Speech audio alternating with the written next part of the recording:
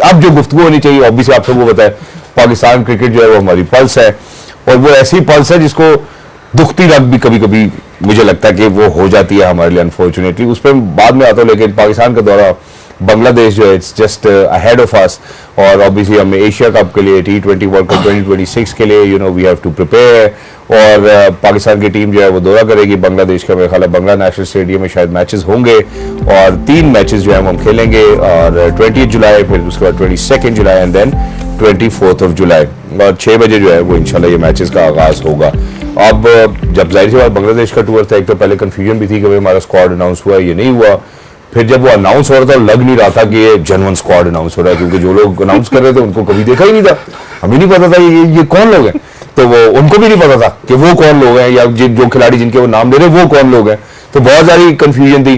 तो चश्मे उतार के किसी ने सवाल जब बाबर और उनका पूछा, उन्होंने कहा वो तो वनडे के खिलाड़ी हैं, तो हमें नहीं समझ आया कि हम शायद गलत एनालिसिस करते हैं, सिलेक्टर्स किधर थे, मतलब बहुत सारी कंफ्यूजन थी। और क्या पाकिस्तान क्रिकेट बोर्ड में मतलब क्या हंसी मजाक चल रहा है कि यार आप जाके अनाउंस कर दो, या कोई भी जाके अनाउंस कर दे, पाकिस्तान की क्रिकेट टीम है हमारी, एक बहुत बड़ी कंट्रीब्यूशन है दुनिया की क्रिकेट में। लेकिन फिलहाल खैर उन्होंने जो नाम अनाउंस किए वो हम आपके सामने जो है जरूर मेंशन करना चाहते हैं। और इसमें एक और भी इंटरेस्टिंग फैक्ट बाद में आऊंगा। तो इसमें एक चीज सबसे पहले ये देखनी है कि सलमान अली आगा कप्तान है, वाइस कप्तान नहीं आपको नजर आएगा हमारी टीम में, ठीक है। उसके बाद अबरार अहमद, अहमद दानियाल, फहीम अशरफ, फखर जमान, हसन नवाज, हुसैन तलत, खुशदिल शाह, मोहम्मद अब्बास अफरीदी, मोहम्मद हारिस, मोहम्मद नवाज, साहिबजादा फरहान, साइम अयूब, सलमान मिर्जा एंड सुफियान मुकीम। तो सना सबसे पहले जिन्होंने अनाउंस किया उसके ऊपर मैं चाहता हूं आप राय दें। फिर जो दुनिया में अगर हम ऑस्ट्रेलिया की बात करें, जितनी टीमों की बात की है, शुभमन गिल की बात करें, ये भी इस जमाने में नाइट कप्तान जरूर रहे, तो वो कहते हैं नाइट कप्तान के सवाल पर उन्होंने कहा जी नाइट कप्तान तो अब मॉडर्न डे क्रिकेट में होते ही नहीं। तो इंजर्ड थे तो एक अलग बात थी, लेकिन अगर कोई किसी और का नाम प्रपोज कर देना चाहिए था। तो जरा पहले इस पे आते हैं, फिर लड़कों पे आते हैं।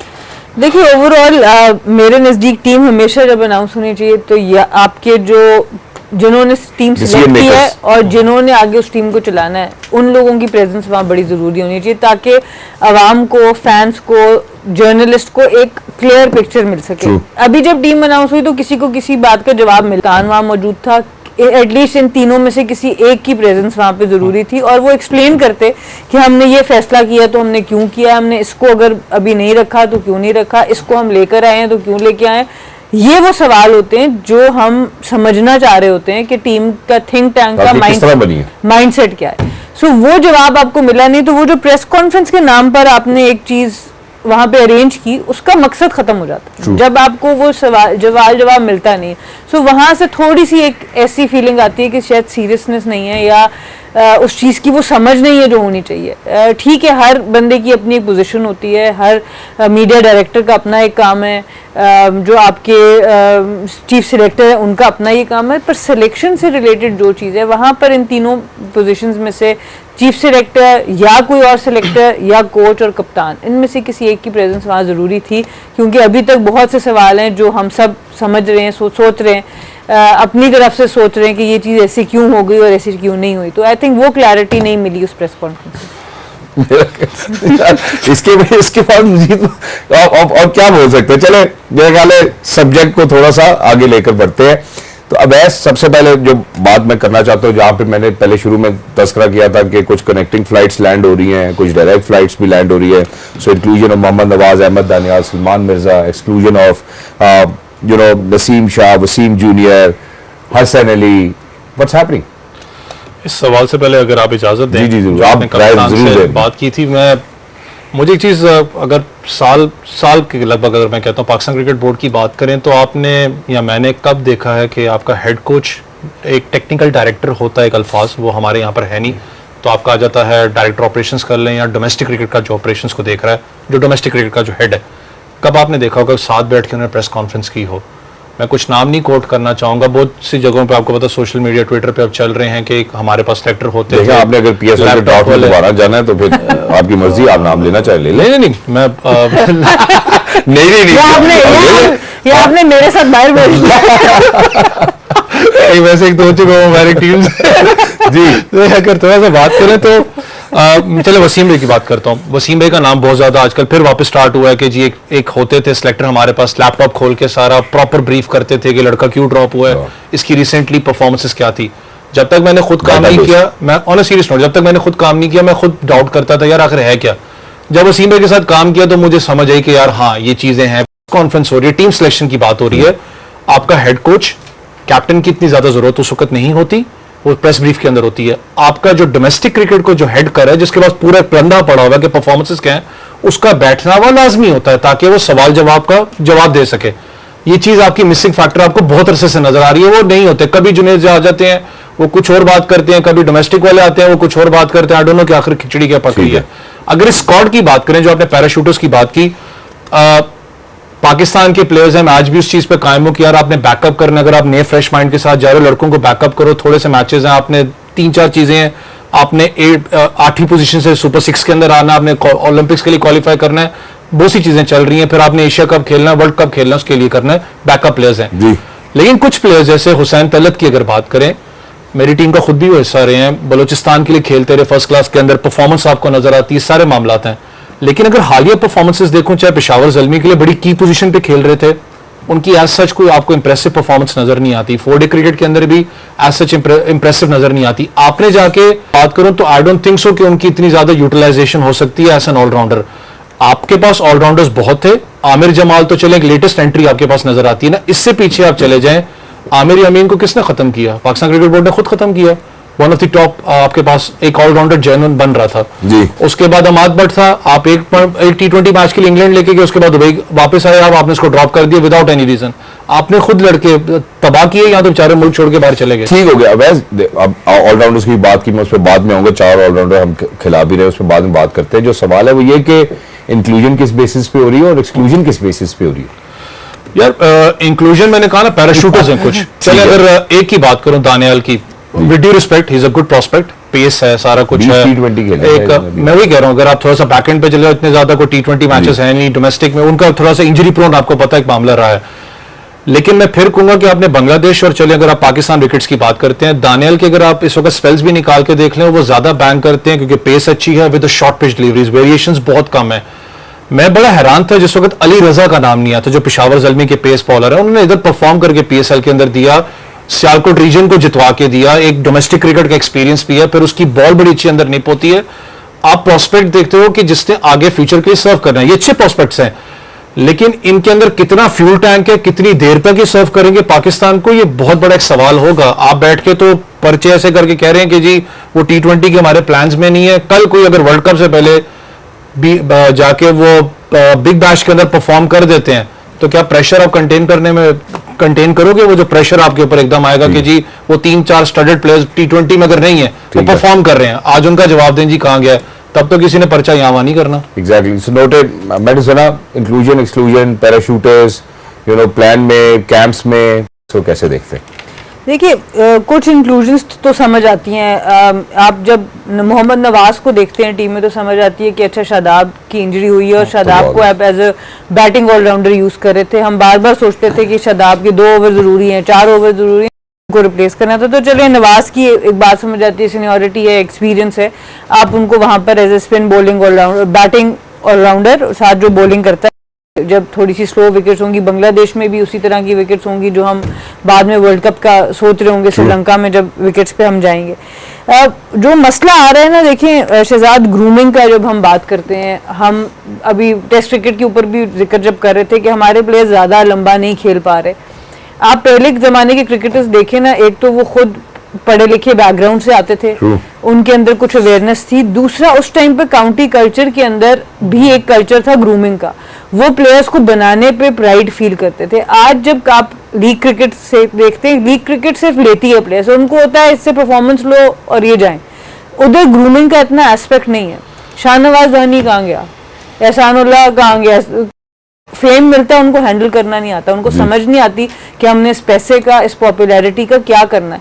वो ग्रूमिंग के एस्पेक्ट जब तक नहीं होगा, आप विराट कोहली को अगर आप, मैं फिर विशाल में जा रही हूँ कि उन्होंने मैट्रिक किया है, बट उसके बाद जो ग्रूमिंग की है, वह पढ़ाई एक अपनी जगह, तरबियत एक अपनी जगह है, हम उस जगह पर आ ही नहीं रहे।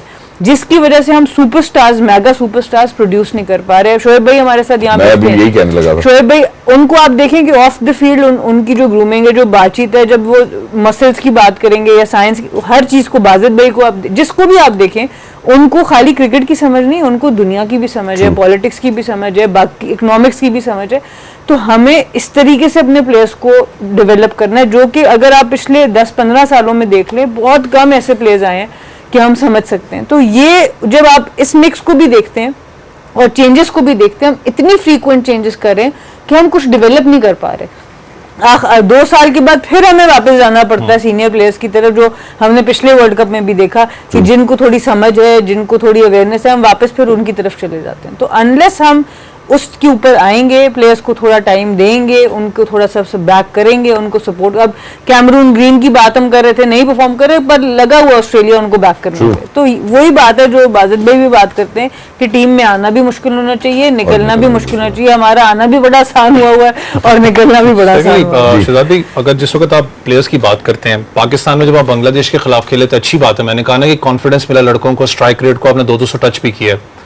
आपने भी बांग्लादेश में खेला, बांग्लादेश और श्रीलंका का आपको पता भी टेस्ट मैच था, श्रीलंका तो जीत चुका है, बनाएंगे, लेकिन वहां पर टर्निंग ट्रैक है, वहां पर आसान नहीं है।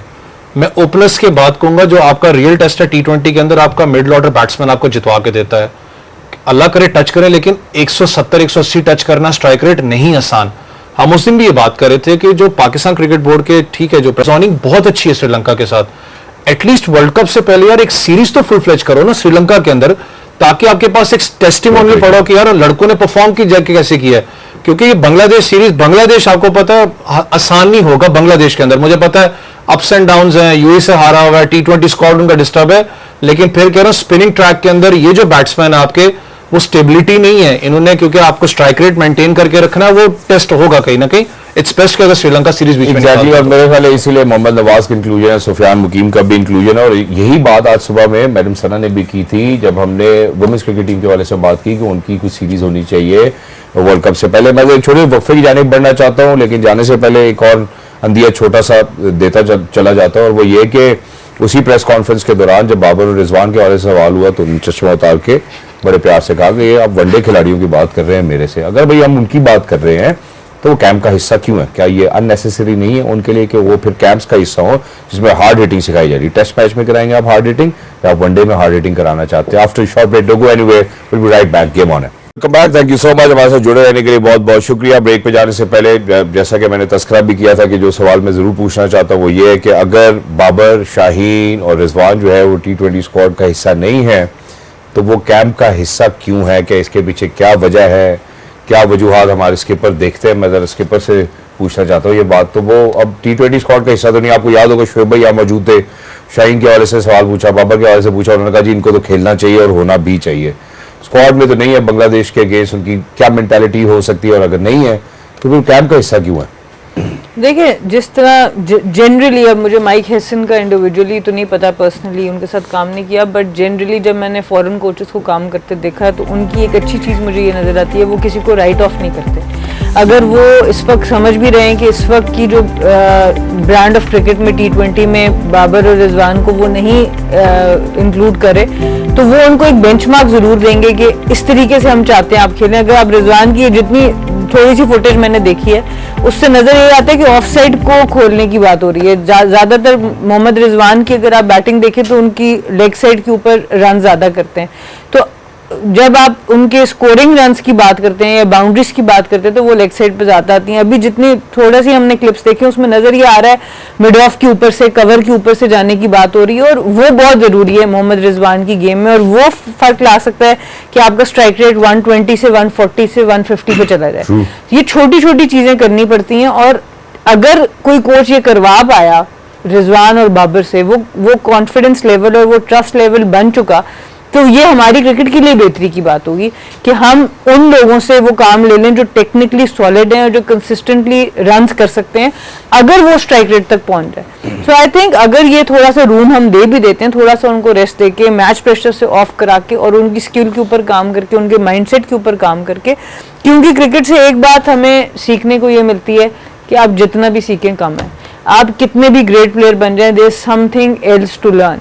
और अगर वो ये काम कामयाब हो जाते हैं कि अगर वो जो एक ब्लॉक आया हुआ है उस चीज़ के अंदर उसको तोड़ने में और इन प्लेयर्स के साथ वो रेपो बनाने में, तो आई थिंक ये इन प्लेयर्स के लिए भी बहुत फायदेमंद हो सकता है और Pakistan cricket. Thank you so much for saying that. लेकिन जहाँ पे आपने कहा कि समथिंग एल्स टू लर्न, हमेशा आपकी जिंदगी में वो मोड़ रहता है। बेशक आप क्रिकेट के हवाले से बात करें तो एक चीज़ जो बहुत ज़्यादा आजकल न्यूज़ में भी है, बहुत सारी क्या सराहियाँ हो रही है उसके इर्द गिर्द, हमारे ही PTV स्पोर्ट्स के ऊपर शाहिद हाशमी हमारे बड़े ही अच्छे जर्नलिस्ट हैं, उन्होंने ये तस्करा किया कि शायद बाबर की इंक्लूजन जो है वो एज विकेट कीपर हो रही। तो अब बाबर को हम क्या इस हवाले तक भी लेकर जाने, और कुछ जराए ऐसे भी कहते हैं ऐसी कोई खबर नहीं है इसमें, कुछ जरायों ने ये भी कहा है कि माइक हैसन ने ये कहा, ये कोई एलिजिडली हो रही है सारी बात, इसमें कोई शोर शॉट नहीं है, कि ये भी कहा है कि जी हो सकता है कि वो फॉर्मेट में सिर्फ ओपन करें तो शायद फॉर द लाइक्स ऑफ फखर जमान या साइम अयूब के साथ खेलें। तो अब हम बाबर आजम को देखिए शायद हाशमी साहब जनरली बड़ी उनकी सॉलिड जो खबर होती है वो होती है, बट ये मुझे कोई ये बात समझ नहीं आ रही कि बाबर ने, मैंने उनको कभी ऐसा विकेट कीपिंग करते देखा नहीं। अगर किसी ने कभी ऑन एंड ऑफ की भी हो तो समझ आती है। Wicket keeping in itself is a big skill. हमने साहबजादा फरहान को देखा जो कि करते भी रहे, बट जब उनको रेगुलरली कराने, जब बहुत रेगुलर नहीं कर रहे थे और करनी पड़ी तो उस तरह की रिजल्ट नहीं निकले। तो ये एक ऐसी स्किल लेवल है कि स्पेशलिस्ट स्किल है विकेट कीपिंग, तो ये इतना आसान होता नहीं है। और स्पेशली जब हम श्रीलंका में वर्ल्ड कप की बात करते हैं जहां बॉल टर्न भी करेगा, स्लो भी होगा, वेरिएशंस भी आएंगी, तो मेरा ख्याल है कि ऐसी कोई बात नहीं है। जी तो फिर वैस भाई आपको क्या कहना है? क्योंकि मैं इसमें एक रेफरेंस भी दे देता हूँ कि इंडिया ने देखिए राहुल द्रविड़ के साथ भी एक्सपेरिमेंट किया था, कि राहुल के साथ भी किया था, तो आप जबरदस्ती एक्सपेरिमेंट ना करवाएं। नहीं, मैं तो पूछ रहा हूँ आपसे, मैं तो सिर्फ मासूमाना सवाल है। ये मासूमाना तो नहीं है, उन क्या सराइयों के इर्द गिर्द जो कि चल रही है ये सब एलिजिडली हो रहा है यार। मैं भी पढ़ भी रहा था, ऑब्वियसली अभी तो ऑफिशियल स्टेटमेंट तो नहीं मैं कह सकता कि अपना माइक ने कहा है कि जी ऐसा सच तो कोई बात नहीं थी, मैंने तो ऐसा सच कोई बात नहीं की। हाँ, अगर वो पाकिस्तान T20 साइड में आना चाहते हैं, जो आपने बात की है कि आपके पास ओपन के अंदर साइम अयूब हैं या आपके पास साहिबजादा फरहान है, फखर जमान, ऑब्वियसली आपको फिर उसको कम्पीट करना पड़ेगा और अच्छी बात होती है जब कंपटीशन ज्यादा होता है। मेरी हमेशा एक स्ट्रांग बिलीव ये रहा है कि जब तक आपकी प्लेइंग 11 स्ट्रांग नहीं होती, जब तक आपकी बेंच लाइनअप और बैकअप टीम स्ट्रांग नहीं होती, क्योंकि एग्जाम में चीज मतलब शायद उस चीज को खराब कर दे। हाँ, शॉर्ट रेंज तो कैंप का नाम ही स्किल एनहांसमेंट है, स्किल डेवलपमेंट थोड़ी वो स्किल एनहांसमेंट है या डेवलपमेंट, आपको पता कुछ समझ में नहीं आती बाद में क्या होता है इस चीज के बारे में। क्योंकि अब्दुल रज़ाक जिस तरीके से ऑब्वियसली अपने टाइम के बहुत बड़े अपना जनरल ऑलराउंडर रहे हैं, लेकिन रिजवान को वो सिखा रहे हैं, मुझे नहीं पता वो क्या सिखाना चाह रहे हैं। लेकिन जैसे कप्तान ने बात की, रेंज की बात कर लें, या आप कोशिश करते हो कि आप बॉल की जो एवरेज रेंज है उसको आप ओपन करते हो, चाहे वो बाबर हैं चाहे रिजवान है, शाहीन आपको बैटिंग करते हुए नजर आ रहे हैं इसके अंदर। तो अच्छी चीज है कि एटलीस्ट किसी ना किसी प्लेयर्स को कहीं ना कहीं आप यूटिलाइज करो, क्योंकि टेस्टिंग फेस आपका वेस्ट इंडीज सीरीज है जहां पर ये प्लेयर्स ने वापस आना ऑलमोस्ट है। ठीक है, इसी के साथ ऐड भी कर देता हूँ, बहुत कम वक्त बचा है। शाहिद हाशमी साहब ने एक और भी बात की थी कि शाहीन से भी ये कहा गया कि आप एक प्रेफर्ड फॉर्मेट को चुन लें। मेरे ख्याल से काफी फॉर्मेट तो वो चुन ही चुके हैं, टेस्ट क्रिकेट में वो इतना नजर आ नहीं रहे, तो अब 2 फॉर्मेट ही रह गए हैं। उसमें से भी अगर उनको ये कह दिया जाए, उसमें तो ऑब्वियसली आप चाहेंगे कि वो दोनों फॉर्मेट खेलें, क्योंकि देखिए वाइट बॉल क्रिकेट ऐसी नहीं है कि आप सिर्फ एक ही पे शुरू होंगे। तो वो आप अगर वनडे क्रिकेट खेल रहे हैं तो आप T20 में भी अपनी बहुत सी सलाहियतों पे काम कर सकते हैं उसके साथ साथ। तो आई थिंक वाइट बॉल तो खेलनी चाहिए 100%, दोनों खेलनी चाहिए और उनको अवेलेबल होना चाहिए दोनों के लिए, अगर वो लॉन्गर फॉर्मेट नहीं खेल रहा। हाँ, अगर उनको ये कह दिया गया कि लॉन्गर फॉर्मेट तो तुमने खेलना है, अब इन दोनों में से चूज करो, that's a separate discussion. But Shaheen जिस एज में है, जिस जगह पर है, मेरे ख्याल से अगर वो खाली अभी वाइट बॉल खेल रहे हैं तो दोनों फॉर्मेट खेलने चाहिए। Thank you so much madam Sana for being with us, lovely to be in conversation with you. Thank you so much mister Mohammad Awais for being with us, lovely to be in conversation with you. For everybody who is out there, इस सब ये जितनी भी हमारी conversation है, सब में मेरा मानना ये है कि शायद माइंडसेट ऐसा लगता है कि बांग्लादेश के खिलाफ हम शायद इन खिलाड़ियों को जरूर मौका देना चाहते हैं, अब शेप अप करना चाहते हैं। आगे एशिया कप है, उसके बाद आगे 2026 में T20 वर्ल्ड कप भी है, तो हम ये देख लें कि हमारी क्या स्ट्रेंथ्स हैं और क्या वीकनेसेस हैं। सिर्फ मेरा इसमें जो रिजर्वेशन है वो ये है कि क्या हम T20 की नंबर 1 टीम है, हम 8वें नंबर पे रैंक करते हैं इस वक्त, और क्या हमें ये सीरीज